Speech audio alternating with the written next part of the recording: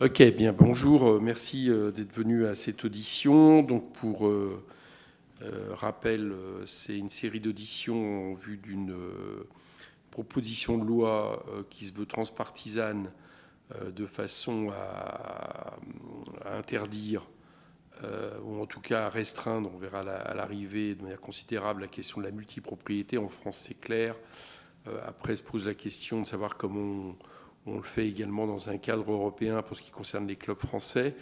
Donc il y a plusieurs députés, bon, qui ne sont pas là, mais il y a plusieurs députés qui suivent, y compris d'autres groupes politiques que le mien, France Insoumise. C'est une proposition de loi qui fait en sorte que je creuse en réalité deux sujets. Le sujet de la multipropriété en tant que tel, mais aussi le sujet de ce que j'appellerais la définanciarisation du football, ou en tout cas les excès de la financiarisation, à savoir des clubs appartenant à des sponsors qui n'ont pas forcément grand-chose à voir avec soit le sport lui-même, soit l'intérêt d'un club parce que c'est des sponsors locaux, et de voir comment on peut, si ce n'est réduire leur place dans le football, ou au moins la mettre sous contrôle du club, ce qui m'a fait amener au fur et à mesure des auditions à réfléchir à des solutions peut-être à l'allemande, soit ou pourquoi pas des solutions de contrôle de la part de l'entité sportive du club qui pourrait inclure les supporters, de façon à ce que la partie commerciale ne puisse pas tout faire, une espèce de droit de veto. Enfin bon, il peut y avoir des réflexions là-dessus. Donc voilà, donc cette série d'auditions, elle a été initiée par ma rencontre et mes contacts avec les supporters du Red Star qui sont à côté de moi aujourd'hui, puisque c'est par ceci que, suite au rachat par Seven Event, c'est ça, Seven Event. 777, ouais. Voilà, Seven Partners, pardon. Il y a eu du coup une alerte mise à la fois sur la multipropriété et puis aussi sur ce genre de sponsors arrivant dans le football. Donc aujourd'hui, l'idée est de donner la parole donc aux supporters du Red Star, de façon à ce que on regarde un petit peu et d'avoir leur point de vue sur ce qu'il est possible de faire selon eux, d'un point de vue législatif, et ce qu'ils en attendent. Voilà. Donc, lequel commence peut-être sur la multipropriété pour commencer, puis peut-être de dire rapidement comment vous êtes arrivé sur cette question. Déjà, merci de nous accueillir. Vous vous présentez, par Oui. contre. Michael, un représentant des supporters du Red Star à partir de l'entité collectif Red Star Bauer, donc membre du bureau. Et pour commencer, eh bien, nous, la multipropriété, elle a fait irruption dans notre vie de supporters en avril 2022, lorsque, à travers les médias, on a appris le rachat, ou du moins les discussions très avancées pour le rachat du Red Star par 777 Partners, donc fonds d'investissement américain.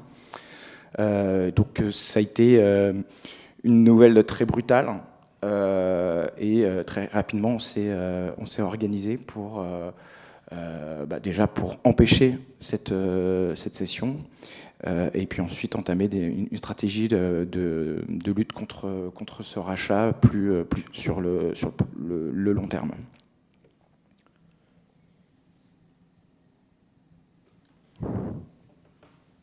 Merci Monsieur le député. Donc Sébastien, membre du bureau de l'association collectif Red Star Bauer. Effectivement, chronologiquement, on a appris à une possibilité forte de rachat. On a usé de méthodes militantes en essayant de sensibiliser le public pour essayer de créer des conditions défavorables à cette vente qui a quand même eu lieu. Et donc on est passé à une seconde étape qui a consisté à se dire bon, cette vente elle est faite, mais elle soulève une problématique qui est celle des rachats de clubs, des rachats assez brutaux de clubs, brutaux dans leur rapidité, dans leur absence de concertation, et puis sur le fond qui sont les profils d'acheteurs et est-ce qu'il existe une règle sur les profils d'acheteurs de clubs de football professionnels. Nous, on a été surpris par deux choses, sur le fond et sur la forme, puisque déjà, qu'est-ce que c'est qu'un rachat de club? C'est une vente de parts sociales d'une société commerciale, donc ça c'est assez classique, mais on s'est demandé qu'est-ce que c'est de particulier, est-ce qu'il y a une particularité lorsque la société rachetée est un club de football ou de sport professionnel. Et donc on a commencé à mettre notre nez là-dedans.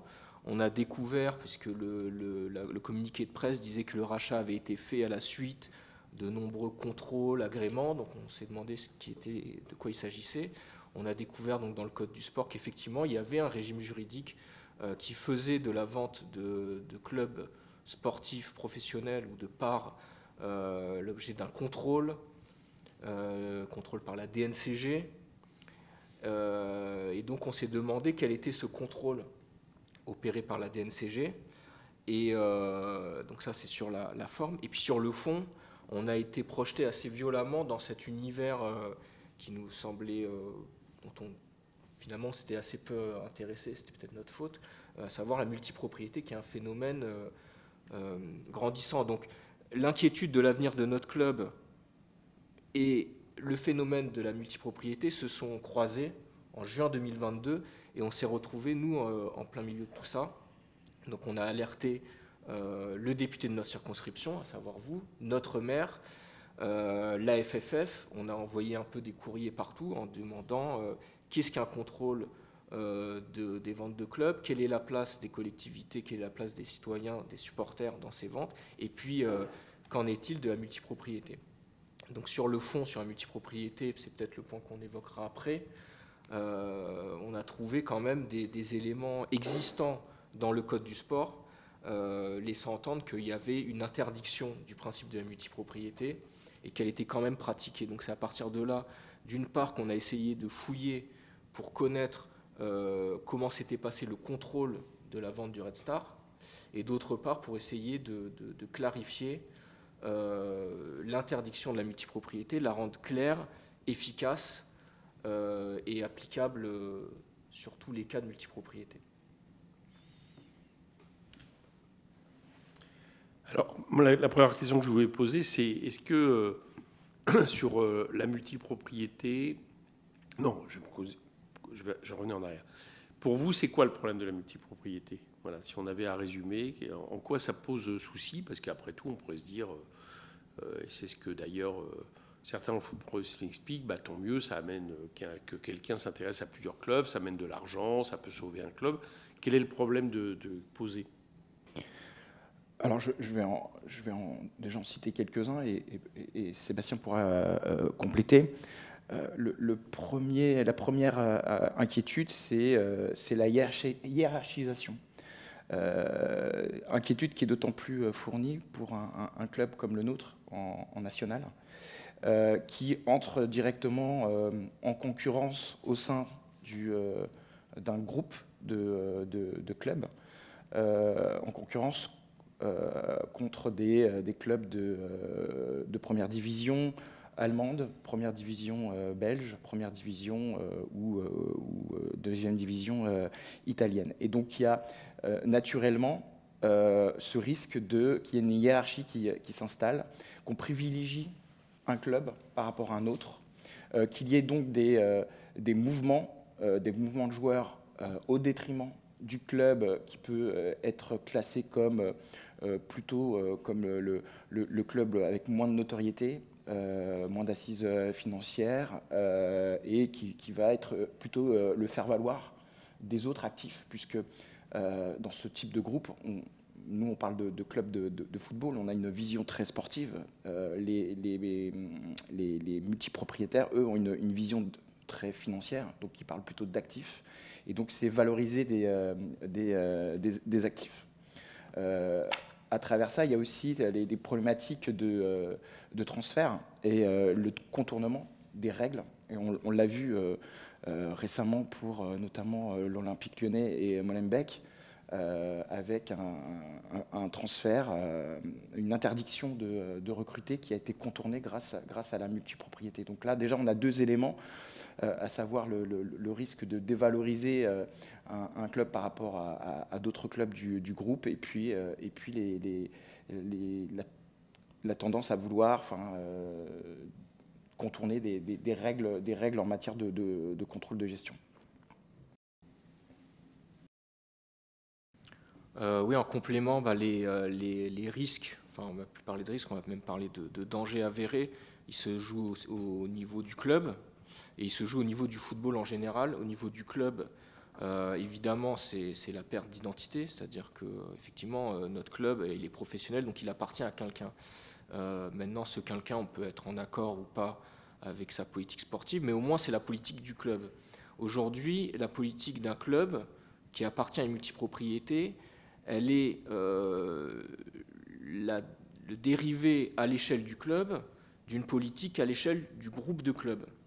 C'est-à-dire que quand on a un groupe qui a, on doit être à 5 ou 6 clubs pour 777 Partners, ils l'assument, ils ont une direction sportive commune qui est située à Londres. Et donc dans cette direction sportive commune, on a des employés qui sont certainement des gens de qualité, on n'en doute pas, qui décident de l'intérêt du groupe Gênes, Liège, Hertha Berlin, etc. Red Star aussi. Donc, et ils prennent des décisions pour le Red Star qui sont ensuite dérivées par les dirigeants sur place. Donc on a une stratégie de groupe dont on dépend. C'est un point sur, par exemple, lequel les supporters de Strasbourg insistent beaucoup, la perte d'indépendance de leur club. Donc un club doit être indépendant, il peut être bien ou mal géré, mais en tout cas, c'est fait de manière indépendante. L'autre point, c'est effectivement en cas de crise. En cas de crise, on peut avoir des actifs qualifiés comme bons ou pourris. Et à ce moment-là, peut-être qu'on ampute certains actifs et pas d'autres. Et là, c'est un peu, soit on est supporter du club qui représente l'espoir de sauver le groupe, soit on est considéré comme le boulet. Et dans ce cas-là, on est coupé. Ou on peut aussi être laissé, en suspens, parce qu'on va considérer que tel club en 3e ou 2e division, c'est très bien, pas besoin de le faire monter plus haut. Aujourd'hui, les supporters de Strasbourg ont le sentiment que un Strasbourg qui végète en 1re division, ça satisfait un groupe qui, par ailleurs, a des ambitions avec Chelsea. Mais l'inquiétude, bien sûr, on sort de notre qualité de supporter du Red Star pour celle de supporter de football en général, c'est quel va être le football mondial, européen, français dans 10 ans, dans 15 ans, quand ce qu'on appelle aujourd'hui le phénomène de la multipropriété ne va plus être un phénomène, mais va être la norme, va être la majorité, et que ce seront les clubs, entre guillemets, solitaires, qui seront des cas particuliers et qui subiront une concurrence déloyale. Ça a été cité, le cas de Lyon. Aujourd'hui, Lyon, il y a quelques mois, Lyon, on leur dit vous êtes interdit de recruter. Ils recrutent via un satellite. Un autre club qui n'a pas de satellite et interdit de recruter, il ne peut pas recruter. Donc vous avez, in fine, sur le terrain, 2 clubs qui vont s'affronter. Par exemple, 2 clubs qui ont eu la même interdiction de recruter. Et l'un l'a contourné grâce à sa situation de multipropriétaire, l'autre ne l'est pas. Et puis après, ça pose une question de gouvernance, puisque quand vous aurez 10-15 groupes multipropriétaires qui posséderont la majorité, voire la totalité des clubs européens, qui en plus entre eux vont s'entendre entre eux pour faire une forme de lobbying, la gouvernance du football, elle sera entre leurs mains à eux, elle ne sera pas entre les mains des autorités.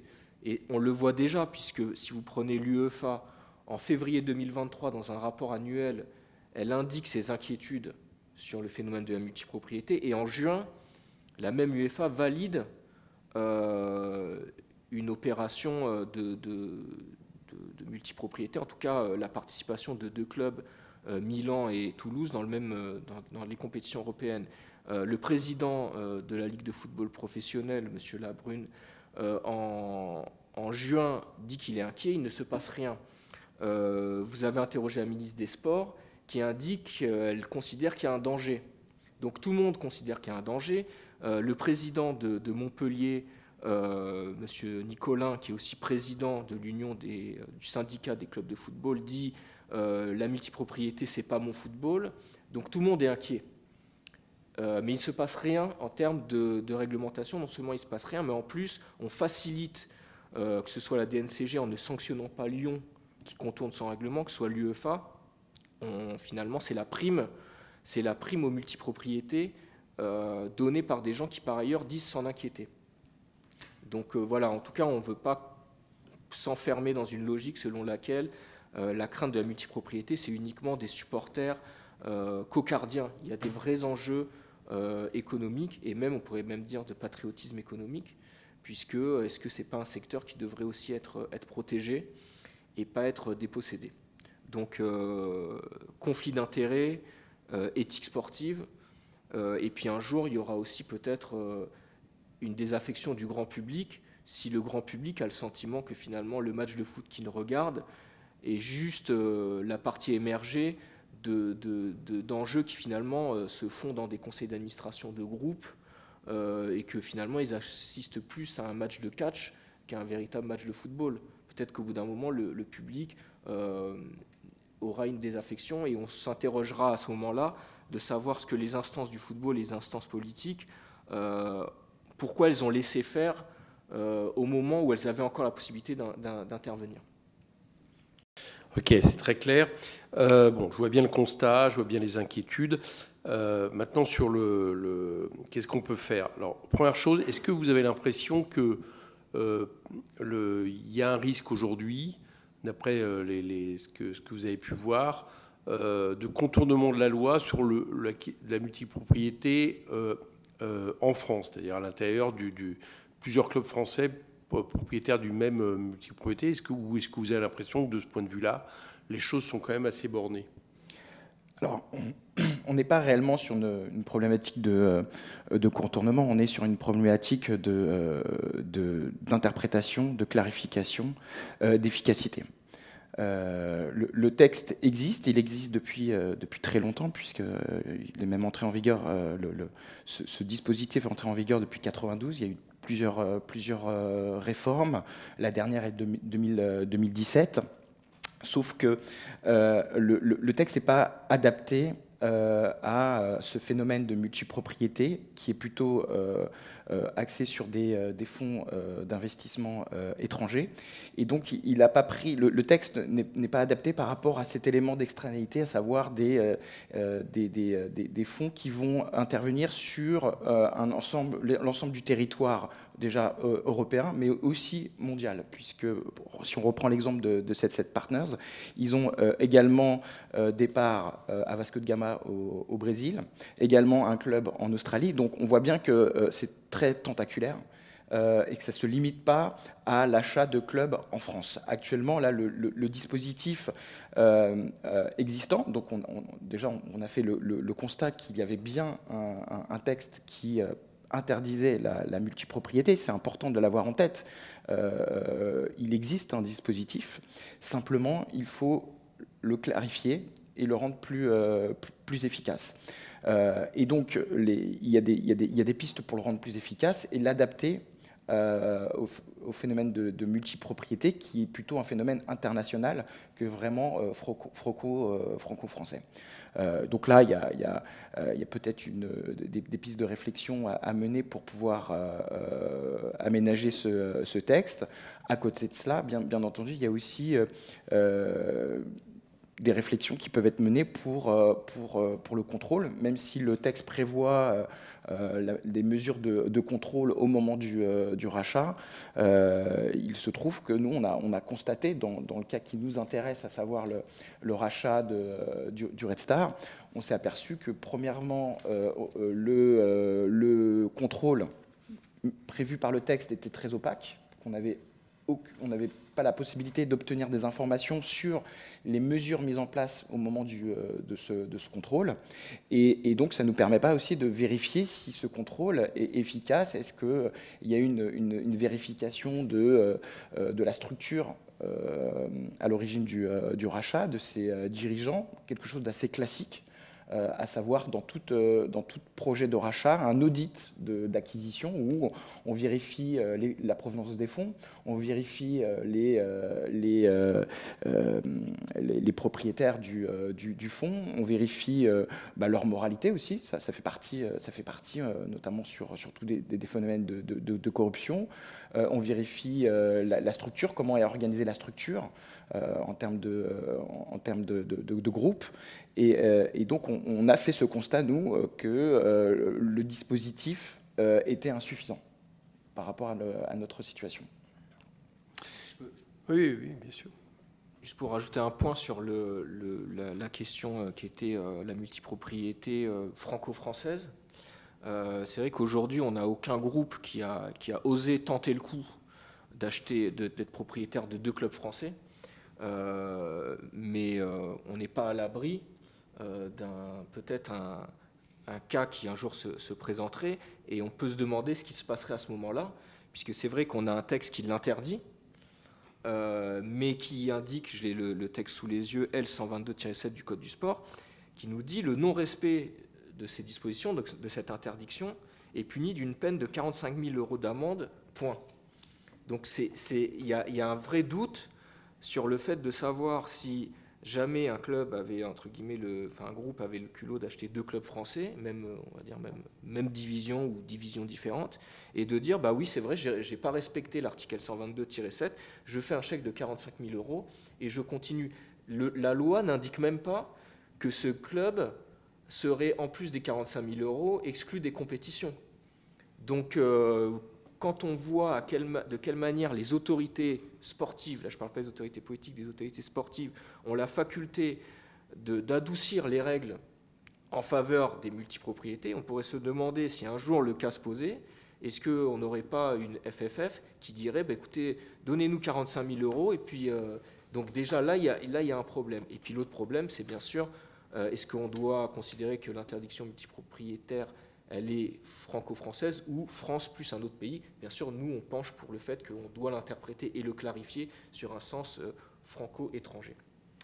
Ok, donc du coup, c'est ma question immédiate. Alors déjà, une première chose que je trouve intéressante, c'est que oui, il y a matière à, j'allais dire, non pas seulement rééditer, renouveler l'interdiction d'avoir plusieurs clubs français propriétaires d'un même propriétaire, mais en plus, il y a matière à durcir quelque part les sanctions, quoi. Voilà. Donc ça, c'est une piste qui est utile, qui est intéressante, parce que ça peut être mis dans un texte de loi. Mais du coup, par rapport à la deuxième question sur l'adaptation au phénomène international dont vous parliez, vous me dites il y a des pistes pour être plus efficaces. Est-ce que vous avez des pistes à me proposer? Est-ce que vous avez une réflexion là-dessus qui pourrait justement permettre, dans un cadre de législation française, de restreindre cette possibilité au niveau international, en tout cas pour ce qui concerne les clubs français? Alors, on a réfléchi sur une rédaction qui permettrait de clarifier le texte et qui pourrait répondre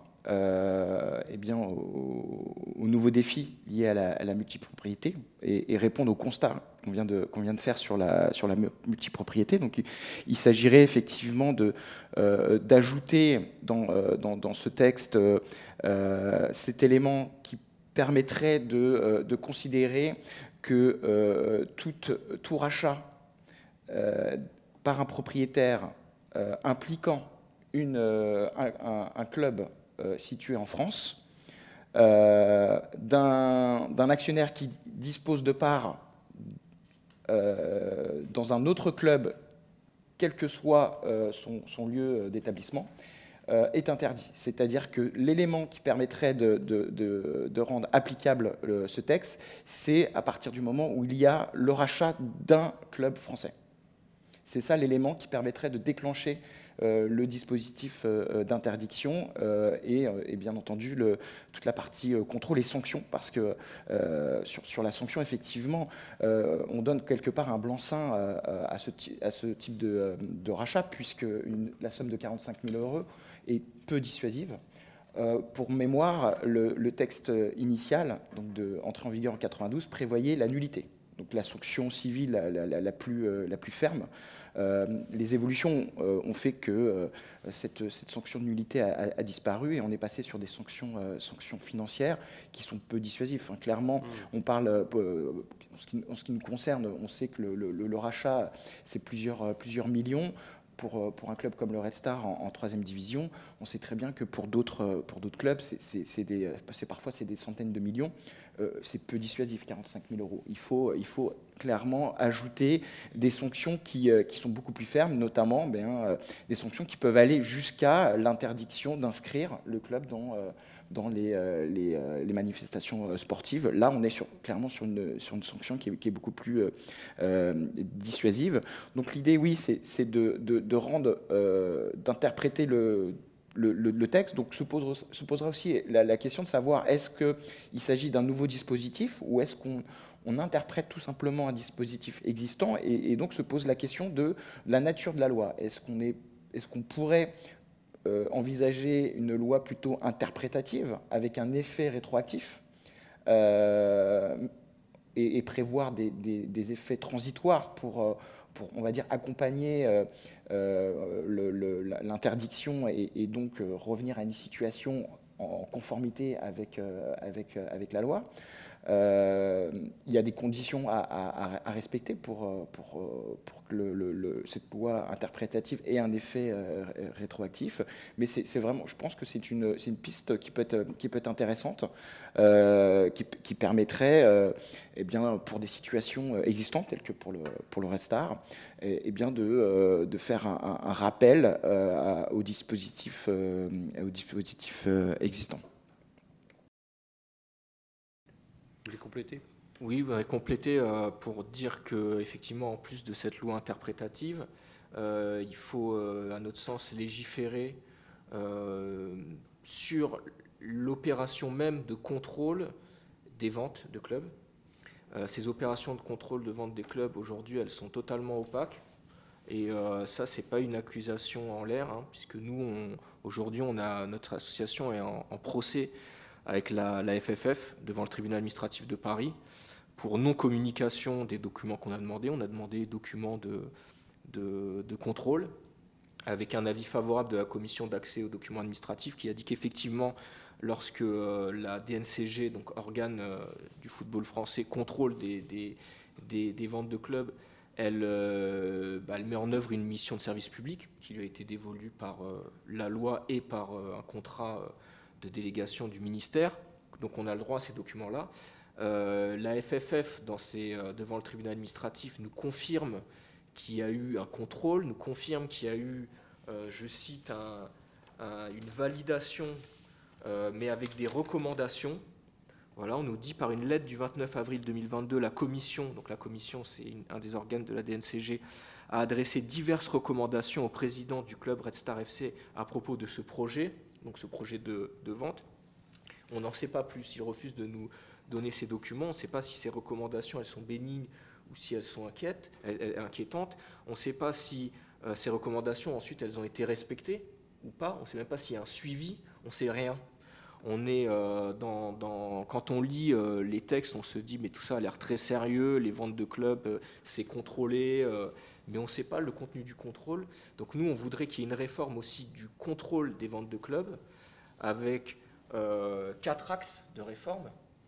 Un contrôle qui soit systématique, puisqu'aujourd'hui on ne sait pas si le contrôle il est aléatoire ou systématique. Que ce contrôle il soit fait publiquement, c'est-à-dire qu'on sache quand les étapes, qu'on sache que tel jour le club est éditionné, tel jour le club a envoyé des documents, tel jour ces documents ont été lus, public, participatif. On voudrait que les collectivités territoriales qui ont subventionné et qui continuent à subventionner les clubs avant et après les ventes, elles soient auditionnées, puisqu'il y a des enjeux de finances publiques. que les associations reconnues de supporters soient auditionnées. Nous, honnêtement, on ne demande pas à ce qu'il y ait des droits de veto. On demande à ce qu'il y ait un petit peu de transparence et ce qu'il y ait des avis même consultatifs. Donc, systématique, public, participatif et puis rigoureux, qui est vraiment des choses qui puissent être de dire s'il y a un problème, on dit non. Aujourd'hui, le groupe 777 Partners veut racheter Everton. On sait que ça fait 3 ou 4 mois qu'il y a tout un tas de batteries d'auditions par les autorités gouvernementales britanniques, fédération anglaise et par la Première Ligue. On le sait, on ne sait pas exactement ce qui s'y passe, mais c'est public. En France, on ne sait pas ce qui se passe. Et même a posteriori, on est encore devant le tribunal administratif pour essayer d'avoir des bribes d'informations. Donc, sur le fond, donc, interdire la multipropriété dans une forme interprétative, ça a toujours été interdit, mais on l'a mal dit, et maintenant on va le rappeler. Sortie de multipropriété pour les clubs qui sont déjà de manière transitoire, parce qu'on ne veut pas tuer des clubs de foot. Et puis l'objet même, rachat de club, que ça soit quelque chose de réformé. Ok.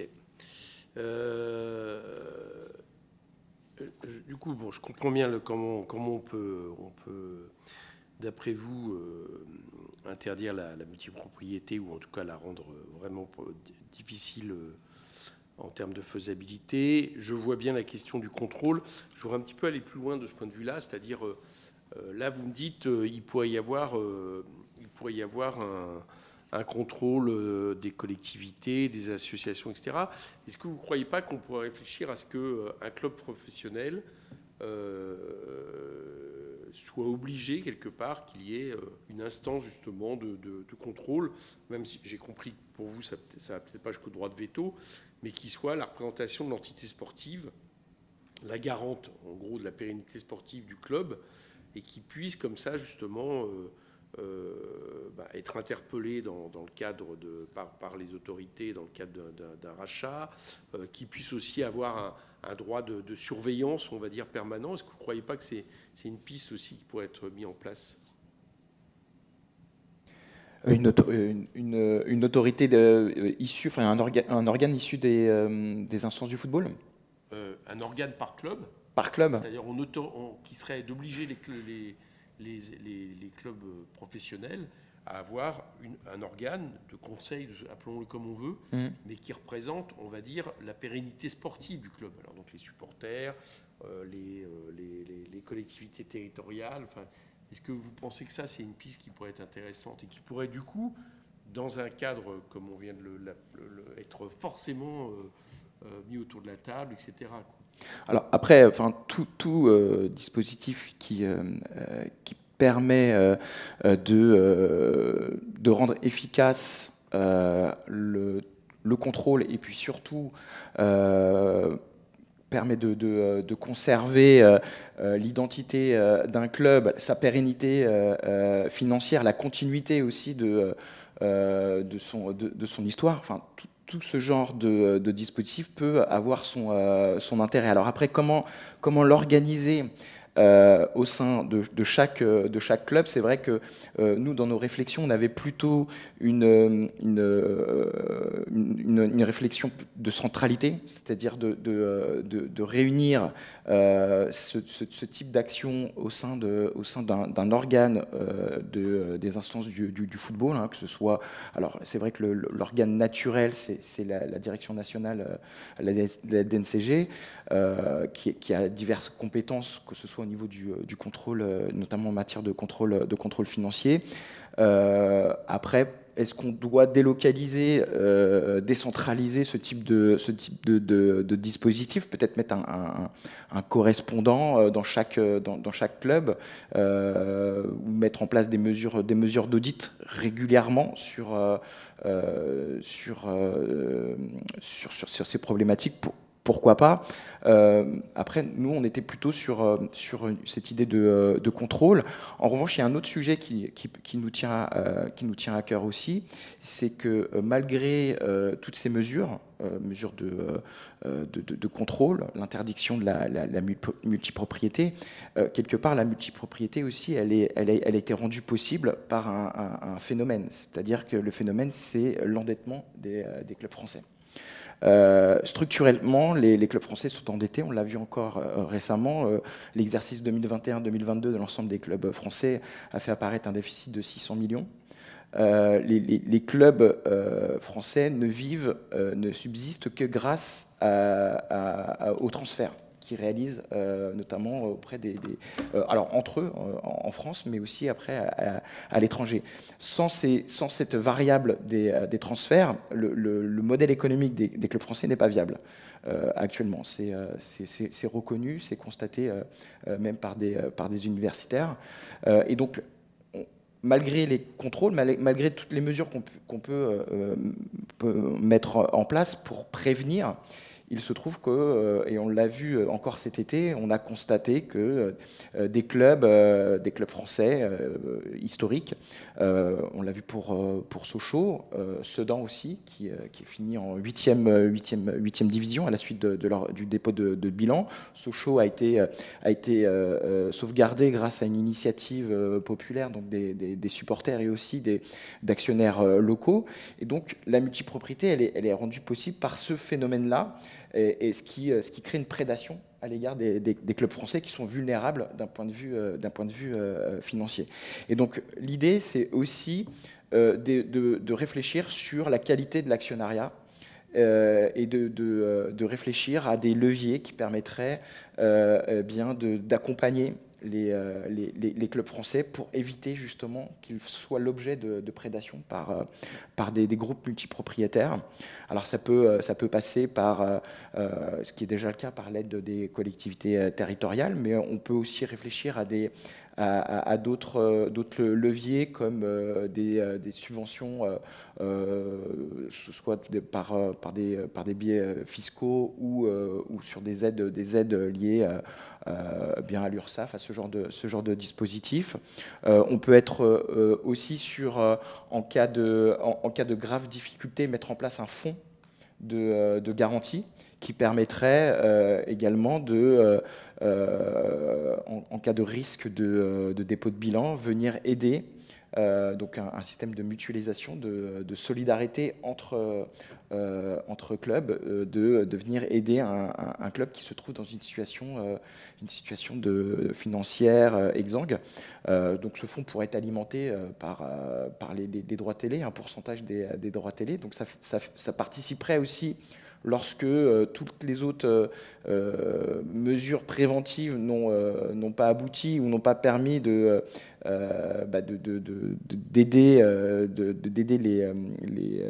d'éviter ce genre de difficultés, eh bien, on pourrait réfléchir à cette occasion, parce que tout ça est lié. Hein, c'est un phénomène plutôt de financiarisation du football français. On pourrait aussi réfléchir en dernier lieu à ce type de dispositif. Et qui pourrait être assuré par qui ? Qui pourrait, d'après vous, réfléchir et voire même avoir des leviers d'action sur la qualité d'un l'actionnariat ? Quelle entité ? Alors là, de la même manière, comme pour les contrôles, les collectivités territoriales et les associations de supporters sont des parties prenantes. Parce que en France, il faut savoir que la plupart des stades appartiennent aux collectivités territoriales. Les collectivités territoriales apportent leur soutien financier en termes de subventions, et les associations de supporters participent à créer du lien, valorisent aussi les clubs de foot grâce à leurs animations, grâce au fait qu'ils animent les tribunes et qui créent les conditions pour qu'un club puisse se développer et soit attractif. Et donc, ces parties prenantes pourraient participer à ce genre de dispositif et donc effectivement donner leur avis quant à la mise en place de ce genre de dispositif. Donc je comprends bien, vous, ce que vous préconisez, bon, moi je réfléchissais par club, mais je vais revenir là-dessus. Vous, ce que vous préconisez, c'est qu'il y ait une entité au niveau national, pour aller vite, qui puisse être la représentation des supporters, la représentation des collectivités, pour voir si c'est par exemple la représentation aussi des entités sportives, des clubs hors professionnels, et qui pourrait avoir à la fois cette mission de contrôle, mais aussi cette mission de réflexion sur l'actionnariat. C'est un peu c'est un peu la création d'un conseil national, quoi. Alors, l'organe, bon, qui est la DNCG, nous, on n'est pas là pour dire que cet organe, il travaille mal ou quoi que ce soit. Nous, ce qu'on veut dire, c'est qu'il travaille trop en vase clos, dans un milieu du football qui est un peu celui de l'entre-soi. On ne remet pas en cause, on n'est pas en train de dire que les personnes qui travaillent à la DNCG, c'est des supporters qui vont leur apprendre ce que c'est un contrôle comptable. Mais on pense que, par contre, à partir du moment où ces contrôles-là seront faits avec plus de transparence et plus de participation, on enrichira ce contrôle, parce que les collectivités et les supporters ont une vision quand même plus à long terme. Je ne pense pas que la DNCG s'intéresse à savoir, par rapport à tel acheteur, par rapport à tel groupe, est-ce qu'ils ont une stratégie à moyen terme, à long terme, qui est cohérente. Le rôle de la DNCG, c'est s'assurer que le club, la saison en cours et la saison prochaine, le club ne déposera pas le bilan et qu'ils n'auront pas un club qui dépose le bilan en cours de championnat et qui faussera le championnat. Ce n'est pas leur rôle de se demander est-ce que c'est un investisseur sérieux, entre guillemets, pour le développement du club dans 5-10 ans, en tenant compte du dossier du stade, du dossier des équipes de jeunes, des infrastructures, etc. Donc on n'est pas en train de dire il faut couper la tête de la DNCG, on est en train de dire ce contrôle qu'elle fait, elle gagnerait, et le football français gagnerait, à ce qu'il soit plus participatif, au moins nous donner la possibilité de donner notre avis. Ça peut paraître pas révolutionnaire, mais en fait ça l'est au regard de la situation telle qu'elle est aujourd'hui. Et les médias s'y intéresseraient aussi, et donc on aurait plus, nous on pourrait très bien aller à une audition avec un universitaire, voilà, qui donnerait, ils ne veulent pas fonctionner avec d'autres que ce vase clos. Et ça, c'est le premier verrou qu'il faut déverrouiller. Après, à l'échelle du club, de chaque club, bon, là, nous, on va parler pour nous. Nous, on est une association qui existe depuis 20 ans, donc bien avant les membres du bureau actuel. Et c'est vrai qu'on a toujours considéré notre rôle comme étant extérieur. On n'a jamais milité pour être membre de structures internes, membre du conseil d'administration, de socios, etc. Ce n'est pas notre combat. Mais là, on ne parle pas au nom des associations de supporters en général. Il y en a d'autres qui le pensent. Nous, on a toujours été assez à l'aise pour être un peu un pied à l'extérieur du club et être un peu des sortes de lanceurs d'alerte. Donc, si vous voulez, nous, c'est vrai que pour nous, l'enjeu n'est pas de rentrer au conseil d'administration du club. Maintenant, si ça se fait, on prendra nos décisions d'y aller ou pas. Par contre, on verrait d'un très bon œil que les collectivités locales soient dans des instances internes au club pour diviser un petit peu le pouvoir, quoi, qu'il y ait un peu d'autres sons de cloche dans les décisions du club, auxquelles nous, on pourrait participer ou pas. Ça, c'est un choix aussi, nous, à voir avec nos adhérents, etc. Mais effectivement, tout ce qui va dans le sens de décloisonner les dirigeants des clubs et les dirigeants des instances, c'est tout à fait favorable, puisque ces gens-là nous expliquent qu'ils savent mieux que tout le monde, mais ils sont endettés et certains sont en faillite. Donc si des gens avaient pu donner leur avis, s'inquiéter, tirer des sonnettes d'alarme, peut-être que des situations auraient été évitées en amont. Et une solution pour vous à l'allemande, elle serait adaptable au football français, c'est-à-dire où on est sûr qu'un financier peut pas être propriétaire à plus de 5 ans, où le club reste propriétaire, l'entité sportive reste propriétaire du club à 51%, vous verriez. Alors en fait, le modèle économique allemand, déjà moi j'ai un peu du mal à le comprendre, parce que j'ai l'impression que c'est pas une... Alors peut-être vous allez me rectifier, mais j'ai l'impression qu'il ne réglemente pas finalement la possession du club, la règle des 50-50%, mais plutôt la répartition des voix au sein du conseil d'administration. Ouais, c'est-à-dire que les voix à hauteur de 51%, les voix sont c'est toujours l'entité sportive qui est sûre d'être majoritaire par rapport à une entité financière. Moi, alors personnellement, j'ai un peu des doutes, parce qu'un club dans lequel vous avez un investisseur qui a 99%, même s'il n'a que 50%, par rapport à l'association sportive, cette association sportive, elle existe aussi grâce à la locomotive professionnelle. Donc, je ne sais pas si véritablement l'association sportive je vois moi mal au Red Star les dirigeants de l'association sportive tenir tête aux dirigeants de la SASP. Alors peut-être que c'est une mauvaise vision, mais je pense que c'est mieux, mais je pense pas qu'on ait véritablement un contre-pouvoir via les associations sportives. Alors peut-être que c'est différent d'un club à l'autre. Peut-être que c'est l'histoire qui fait que du coup l'entité sportive d'un club allemand est plus puissante de facto. Oui, peut-être ça les responsabilise. Ouais. Oui, et puis alors c'est aussi lié avec la structuration parce qu'on s'aperçoit qu'il y a beaucoup plus de sponsors, on va dire entre guillemets patrimoniaux liés à un territoire ou autre. Dans les clubs allemands qui fait que les choses se déroulent peut-être plus simplement. Mais par contre, c'est un système qui financièrement, ils sont en meilleure santé financière que le football français. Quoi. Ouais. Après, ils ont une culture aussi de la présence dans les stades, des affluences dans les divisions inférieures, qui aussi soutient le modèle économique. Quand vous avez des matchs avec plusieurs dizaines de milliers de personnes en 2e, 3e, voire 4e division, c'est aussi ça veut dire que derrière les billetteries, il y a aussi plus de gens qui regardent les matchs à la télé, il y a plus de sponsors, il y a plus de commerces qui vivent autour. Donc il y a de ça aussi. Alors justement, moi c'est un peu ma dernière question, là c'est plus de la prospective, mais c'est vrai que là dans les gens qu'on a vus au niveau des instances du foot, que ça soit on a vu le président de la Fédé, on a vu l'instance, comment elle s'appelle cette instance professionnelle, comment Unifoot. Voilà, c'est ça. Football Uni. Voilà, un petit peu le son de cloche, c'est un peu nous dire oui, mais heureusement en gros qu'il y ait des partenaires financiers qui arrivent et attention à pas rendre ça impossible.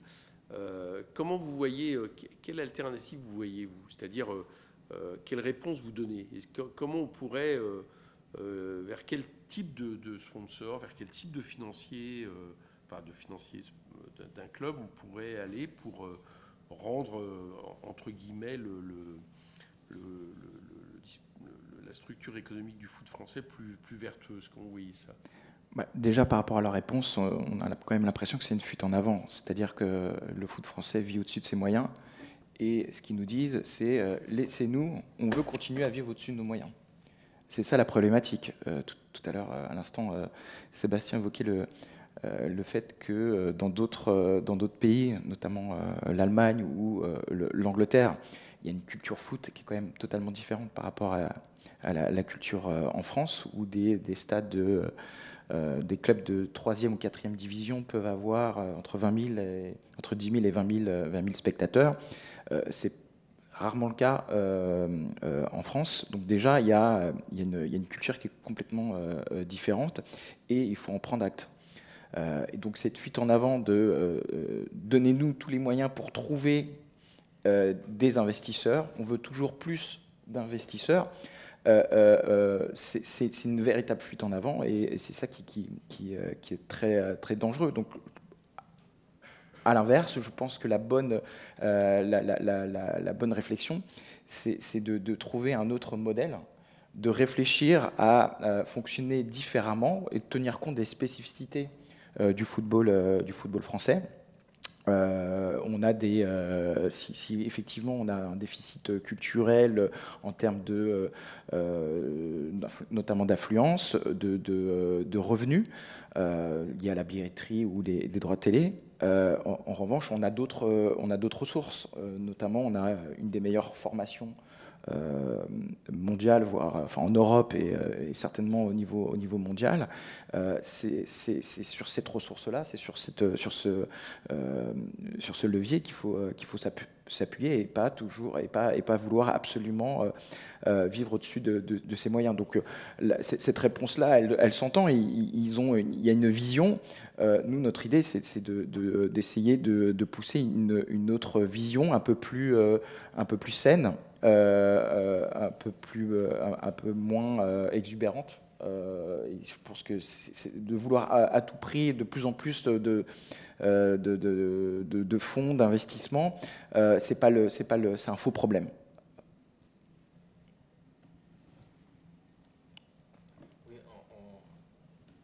En complément aussi, nous on voudrait pas que certains acteurs partent du postulat de principe que la multipropriété a sauvé des clubs et que, comme si c'était un fait établi, et que finalement les personnes qui veulent interdire, réglementer la multipropriété sont les ennemis de ceux qui sauvent les clubs.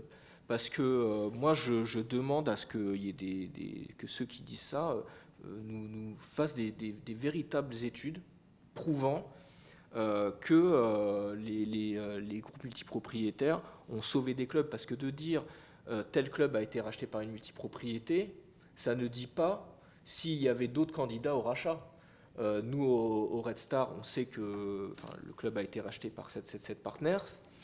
C'est un club qui n'est le Red Star VGT sportivement, mais économiquement n'était pas en difficulté. Donc j'estime qu'ils ne nous ont pas sauvés financièrement. Et on sait aussi qu'il y avait d'autres acheteurs. Donc si ça n'avait pas été 777 Partners, ça aurait été un autre acheteur, mieux ou moins bien, je ne sais pas, puisqu'on ne peut pas réécrire l'histoire. Et il faut quand même comprendre que la vente du club, elle est faite par le propriétaire qui veut vendre ses parts à une autre entité. Et donc il va chercher à celui qui va lui acheter le plus cher possible. Donc les multipropriétaires, ce sont certainement ceux qui aujourd'hui achètent le plus cher des clubs à ceux qui les possèdent antérieurement. Est-ce que ça veut dire que ce sont les profils et les seuls profils de survie ou de sauvetage de clubs? Je pense que là, il y a une rapidité du raisonnement qui n'est pas prouvée dans les faits et qui va un peu à l'avantage de ceux qui soutiennent ce modèle.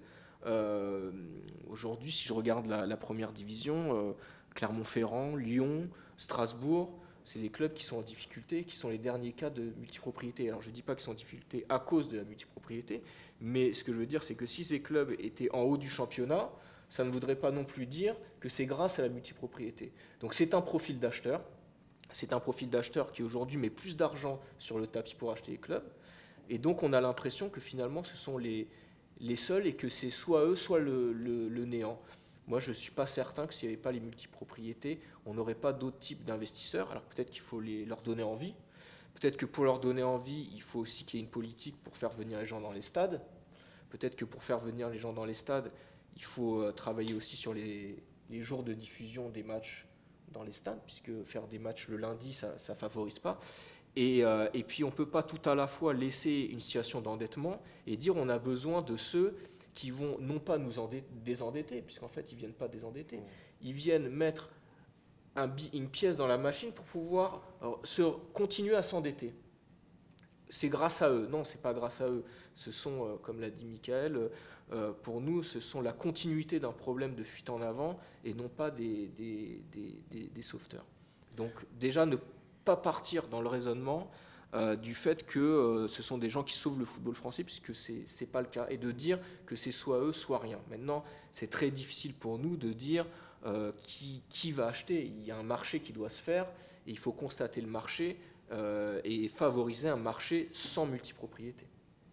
En gros, ce que vous décrivez, c'est ce qui pourrait faire la perte à terme du foot en général, du foot français, c'est des bulles spéculatives qui sont éloignées de l'économie réelle des clubs. C'est un peu ça. Enfin, dans le cas du Red Star, c'est ça. C'est-à-dire comment 777 Partners achète aussi cher un club qui, sur le papier, n'a pas cette valeur-là financièrement. Et du coup, ça peut faire en sorte qu'un investisseur, entre guillemets, plus vertueux, plus sur le long terme, n'investisse pas lui parce que il peut pas faire concurrence avec quelqu'un qui va mettre autant de zéros derrière un chèque, mais sans que c'est un peu ça la situation. Oui, et puis il ne faut pas confondre le prix d'achat d'un club, qui est de l'argent qu'on donne à celui qui vend, et l'argent qu'on met dans le club. C'est pas parce que je mets plus, c'est moi qui suis à même de mettre le plus d'argent pour acheter le club, que c'est moi que je suis le plus à même de mettre de l'argent dans le club. Oui, bien sûr. Et pour ceux qui défendent la multipropriété, même dans certains médias, des fois on dit voilà, ils ont racheté le club tant de millions, ça va faire du bien au club. Mais cet argent-là, il ne va pas dans le club, il va dans ceux qui le vendent, et on ne remet pas en cause ça. Le problème, c'est que ça met le billet d'entrée pour acheter les clubs plus cher, et que plus on met d'argent pour racheter un club, moins on en a pour mettre dans le club. Bien sûr. Donc là encore, ça rejoint la nécessité d'avoir des contrôles précis pour savoir quel est l'argent qui est mis dans le club ou dans le rachat. Et se pose aussi, à travers cette problématique, c'est la motivation. quelle est la motivation pour ce qui concerne le Red Star d'un 777 Partners, donc fonds d'investissement multipropriétaire qui a d'autres activités dans l'aviation, dans l'assurance. Quel est leur intérêt d'acheter un club comme le Red Star, de le suracheter? On a des informations sur des montants qui sont complètement décorrélés par rapport aux revenus que peut générer un club comme le Red Star, ou même des espérances de marge en cas de revente. Donc c'est ça qui est inquiétant dans ce modèle-là. C'est une inflation du prix d'achat de clubs, par la création d'une bulle spéculative. Et on ne sait pas vraiment où veut aller ce club. Quelle est leur motivation lorsqu'ils viennent au Red Star, et ça crée pour nous une inquiétude par rapport à ce sujet.